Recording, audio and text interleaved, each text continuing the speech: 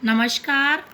आज हम पढ़ते हैं राजियारा सोरठा, जिसमें नंबर 13 जो खड़ और गुड़ है, जो भूसी होती है, जो हम अनाज निकालने के बाद जो चारा होता है जो पशुओं को खिलाया जाता है, और गुड़ उसके बारे में बताया गया है कि उसमें अगर एक भाव से बेचा जाए, अर्थात दुर्जनों और सज्जनों में को एक भाव से आंका जाए, तो उस नगरी में रहने से अच्छा है कि कहीं दुर्जन या निर्जन वन में चले जाएं।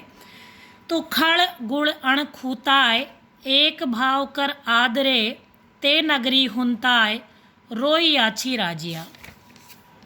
घण घण साबड़ घाय, न फूटे पहाड़ निवड़, जड़ कोमल भिद जाए, राय पड़े जद राजिया।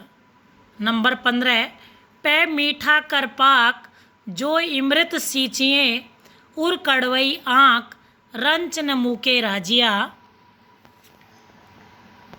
आइए नंबर 13 पढ़ते हैं।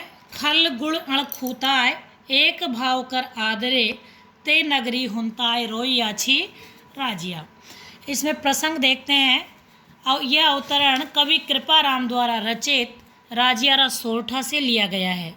इसमें गुणीजनों का अनादर होने वाले स्थान पर नहीं रहने का अभिमत व्यक्त किया गया है कि जहाँ गुणवान लोगों का अनादर होता हो, आदर नहीं होता हो, ऐसी जगह पर नहीं रहना चाहिए। व्याख्या: कवि कृपाराम कहते हैं कि हे राजिया, जहाँ पर भूसी और गुड़ में कोई भेद न मानकर उनको अलग नहीं माना जाए, दोनों को एक भाव से बाजार में बेचा जाता है, दुष्ट जनों तथा गुणशील जनों को एक दृष्टि से आदर दिया जाता है, ऐसे स्थान या नगर में रहने से तो निर्जन वन में रहना अच्छा है।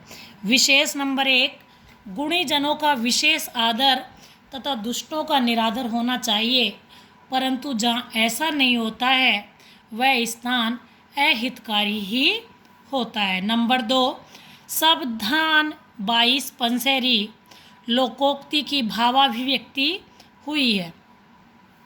नंबर 3 अनुप्रास एवं श्लेष अलंकार का प्रयोग हुआ है। नंबर 14 घण घण साबड़ घाय, न फूटे पहाड़ निवड़, जड़ कोमल भिद जाए, राय पड़े जद राजिया। प्रसंग यह अवतरण कवि कृपाराम द्वारा रचित राजियारा सोरठा से लिया गया है।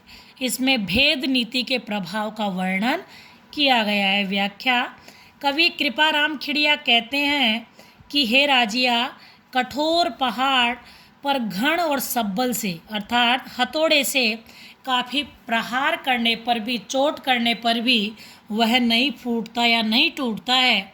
पहाड़ को फोड़ना कठिन होता है, परंतु यदि इसमें दरार पड़ जाए तो वह बड़ी आसानी से फोड़ा जा सकता है। अर्थात दरार पड़ने से कठोर पहाड़ को भी आसानी से तोड़ सकते हैं। संगठन होता है, मित्रता होती है।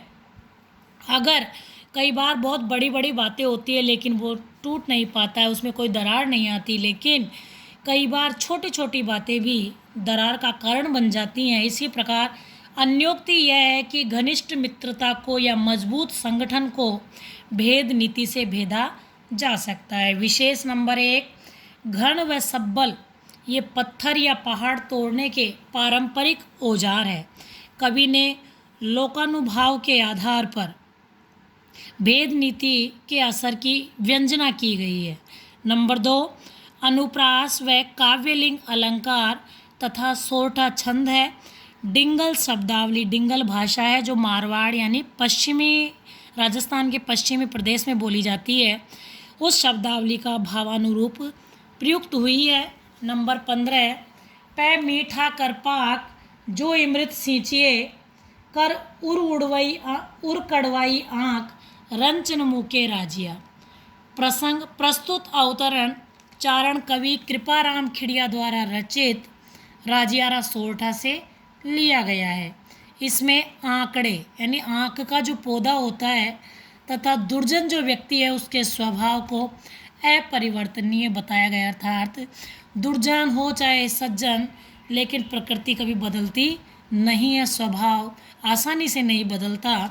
व्याख्या: कवि कृपाराम कहते हैं कि हे प्रिय सेवक राजिया, आंकड़े को दूध और मीठा मिलाकर खूब पकाया जाए, इसमें अमृत भी सींचा जाए, तो भी आंकड़ा अपने अंदर के कड़वेपन को जरा भी नहीं त्यागता, छोड़ता है।